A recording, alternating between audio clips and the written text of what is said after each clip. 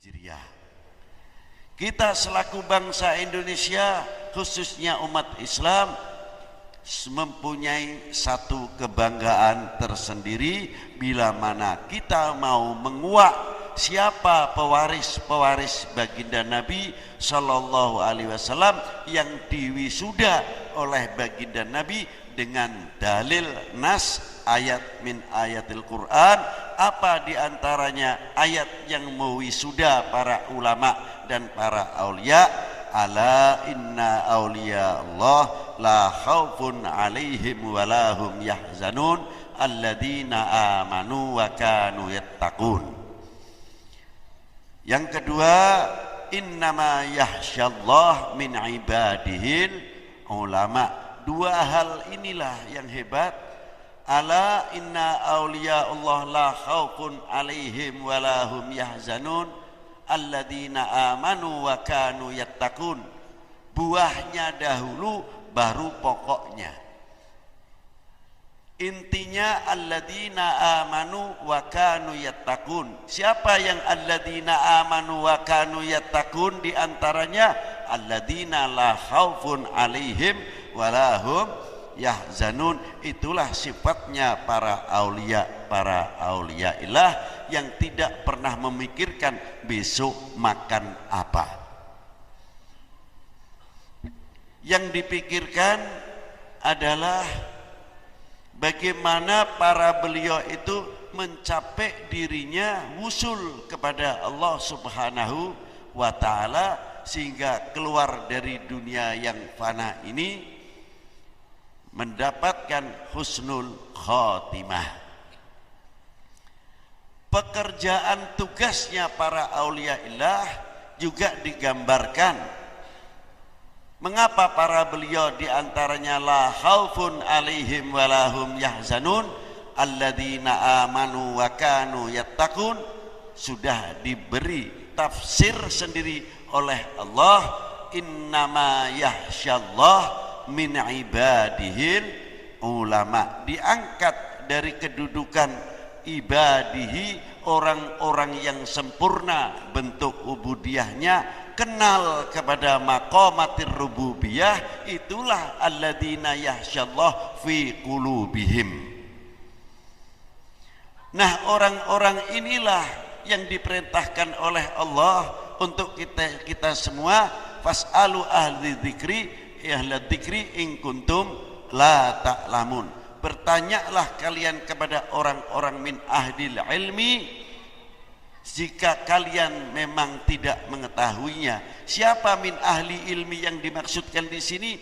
Al-alimum billah, al-arifum billah, orang yang kenal kepada Allah, orang yang ngerti kepada Allah, orang yang bisa ngeladeni marang Allah Subhanahu wa ta'ala. Ini diantaranya. Pekerjaan para beliau bukan suatu maziyah. Maziyahnya para beliau adalah mujahadah. Bagaimana para beliau bisa tazkiyatin nufus wa tasfiyatil qulub,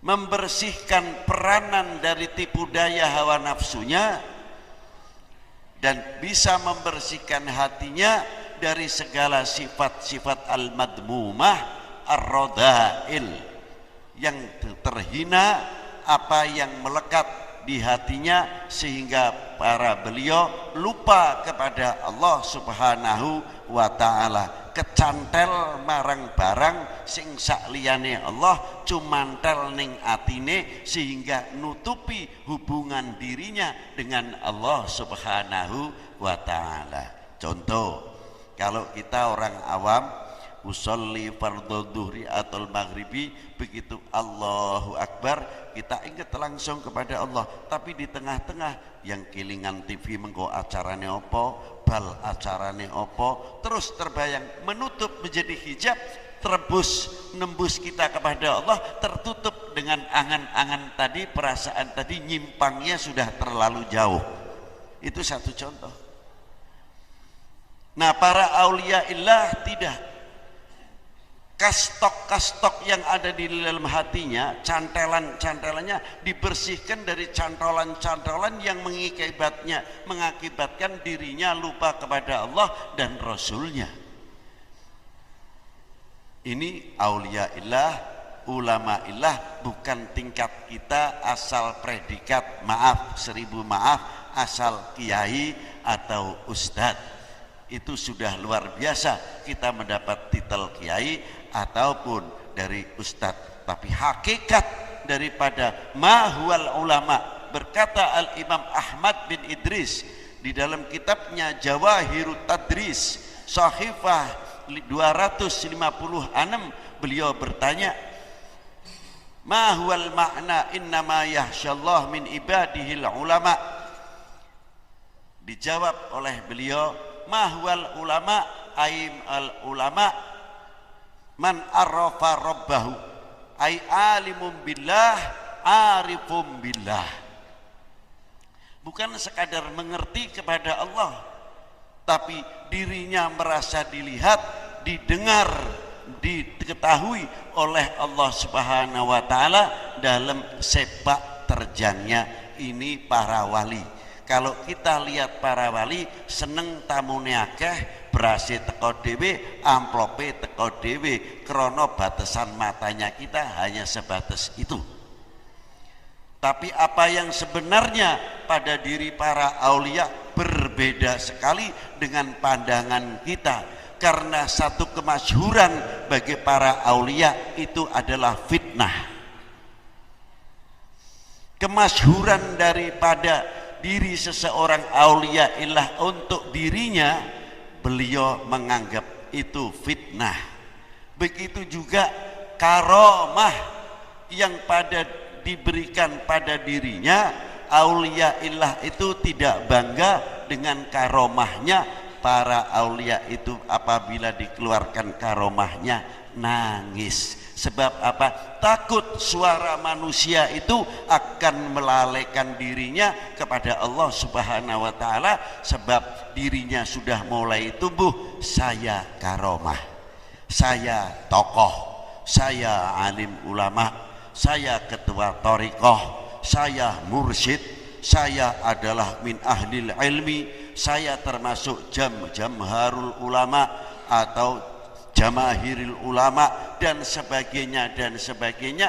Ini semakin melekat, semakin melekat, semakin melekat, semakin tebal, akhirnya dia lupa semuanya itu sebenarnya dari fadlnya Allah Subhanahu wa taala. Loh, inilah ma'asyiral muslimin rahimakumullah.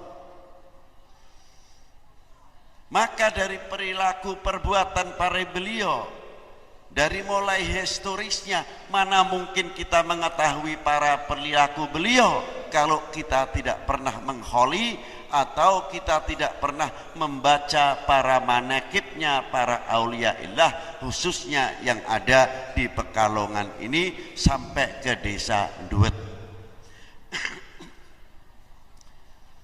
Kekurangan-kekurangan yang ada pada diri kita sebetulnya harus kita sadari.